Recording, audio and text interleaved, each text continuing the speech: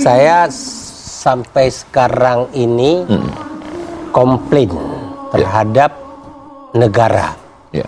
Kenapa negara membuat KUA catatan sipil untuk orang menikah, tapi tidak mensyaratkan sebelum pernikahan itu dilakukan, baik istri maupun calon suami, calon istri, calon suami dididik terlebih dahulu 1 bulan di dalam suatu diklat agar tidak semakin hari kita mendengar semakin banyak jumlah perceraian. Karena apa, Pak Ustadz?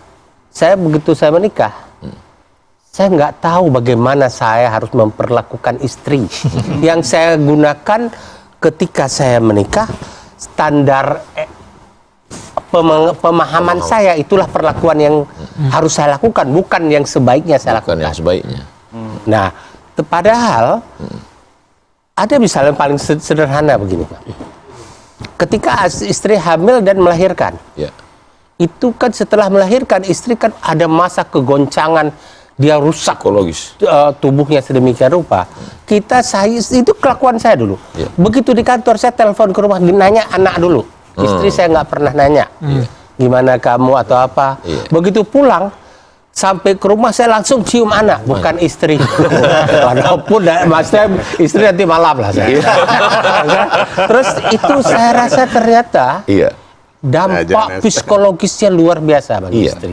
Jadi saya berpikir negara harus hadir. Mungkin KUA atau Direktorat Jenderal di Departemen Agama membuat bahwa diklat pelatihan calon suami dan calon istri 1 bulan dilatih agar rumah tangga itu utuh. Berarti Riza nunggu itu. Dan itu Riza mencegah terjadinya kekerasan rumah tangga. Setelah pernikahan. Dan kurikulumnya ada dari aspek psikologis, ada dari aspek hukum positif, agama, kesehatan. Jadi nggak cuma tepuk sakinah yang dipelajari Ini yang nggak perlu sekarang itu nasihat perkawinan itu memang syarat mungkin syarat dan rukun. Tapi panjang lebar hanya untuk ketawa-ketawa aja. Kita nggak dapat makna yang sebenarnya bagaimana itu. Yang bahasanya kadang-kadang petugas KUA tinggal kita hidupkan rekaman itu aja udah cukup sebenarnya kita dengarkan. Tapi pendidikan seperti itu yang paling penting. Bahkan belum lagi nanti campur tangan keluarga dari kedua belah pihak itu menyebabkan kadang-kadang kekerasan rumah tangga itu terjadi adanya intervensi dari keluarga masing-masing itu. Ustadz, itu yang sahabat saya mau bertanya, silakan. Gini Ustadz, kan tadi ngomongin cuma sebatas suami istri gitu. Padahal kan dalam rumah tangga juga ada anak nih. Nah, batasan-batasan kekerasan rumah tangga terhadap anak itu apa aja Ustadz? Jadi itu kan tanggung jawab kita nih, kita mendidik mereka gitu. Tapi apa nih yang dijadikan kekerasan? Anak itu punya hak terhadap ayah yang wajib. Ada seorang laki-laki datang menemui Umar bin Khattab. Kata dia, hukum anak saya. Umar bin Khattab pemimpin yang bijaksana. Lalu, apa yang mau kamu sampaikan? Si anak itu menjawab, saya sebagai anak ini punya hak nggak terhadap ayah saya? Kata Umar bin Khattab, ya, apa hak saya sebagai anak? Kamu dipilihkan ibu yang baik, diberi nama yang baik, diberi makan yang baik. Kata dia, ibu saya, mohon maaf, perempuan yang kurang baik akhlaknya. Kemudian nama saya pun tidak baik, dikasih namanya khamfas, artinya kumbang. Yang ketiga, makanan saya pun nggak baik. Dia tahu bapaknya punya usaha yang tidak baik. Lalu kata Umar kepada bapaknya, laqad aqaqtahu qabla an ya'uqqa alaik. Kamu lebih dulu durhaka kepada anakmu sebelum anakmu durhaka kepadamu. Jadi disusun oleh para ulama bahwa anak saya terhadap diri saya, dia punya hak yang merupakan kewajiban saya. Saya memberikan dia makan, pakaian, pendidikan, tempat tinggal, perhatian. Ketika itu tidak saya berikan, berarti saya zalim, karena saya sudah mengambil hak dia. Makanya kata Nabi, man ala thalatha banatin, siapa yang membesarkan, merawat 3 anak perempuan, fa'addabahunna, dididik dengan baik, lagi-lagi moral, akhlak, beradab anak itu, wa zawwajahunna, menikahkannya dengan orang baik-baik. Artinya calon suami dia pun kita pilihkan orang baik. Wa ahsana ilaihinna, kata-kata ihsan itu hanya digunakan kepada Allah. Wa bil walidaini ihsana, kepada orang tua. Wa ahsin kama ahsanallahu ilaik, kepada Allah. Kata ihsan digunakan dalam ayat, dalam hadis. Ihsan kepada Allah, ihsan kepada orang tua, ihsan kepada anak. Falahul jannah. Kalau bisa kamu lakukan ini, maka surgalah bagi.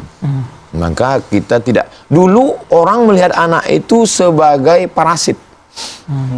Iya, iya.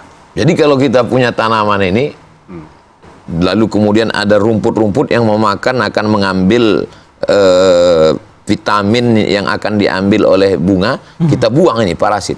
Jadi dulu mereka menganggap anak ini ya parasit, karena memakan saripati makanan si ibu.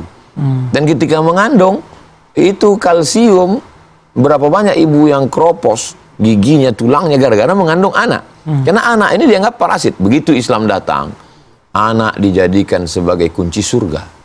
Anak dijadikan sebagai amal jariah setelah kematian.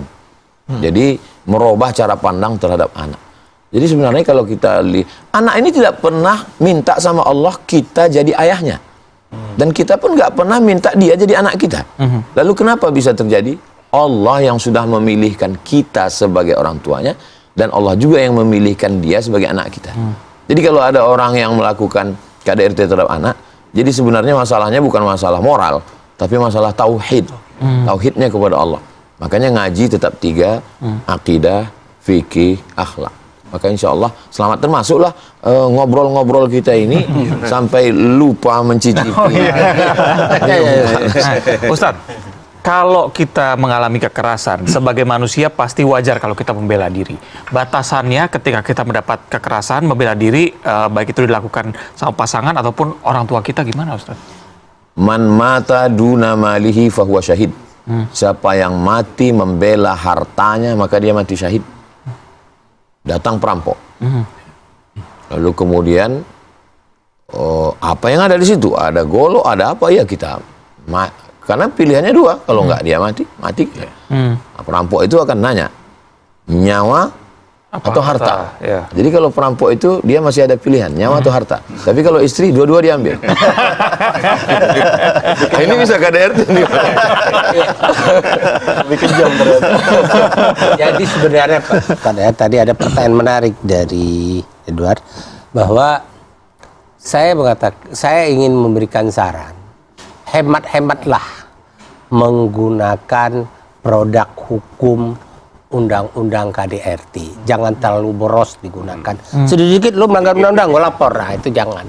Dan kayak begitu. Karena produk undang-undang KDRT itu bukan dibuat untuk menghancurkan rumah tangga, menghancurkan perkawinan.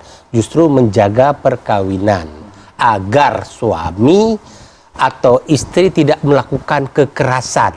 Kamu diancam. Tapi ketika ada misalnya sesuatu yang tidak berkenan atas perlakuan suami atau suami istri, lakukan konsultasi dengan pihak-pihak yang bisa meredakan, bukan dengan pihak aparat penegak hukum. Bukan curhat di sosmed ya.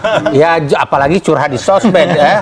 Kita membuka apa rahasia rumah suami saja atau istri saja sudah salah, apalagi kita buka ke publik. Sosial media. Panas berarti pertama tuh tetap harus ini ya, mediasi ya, sama seperti perceraian ya. Jangan terburu-buru karena hukum. Dan aparat penegak hukum pun kemudian di kepolisian sudah ada sebuah unit PPA namanya. Iya, perlindungan perempuan dan anak.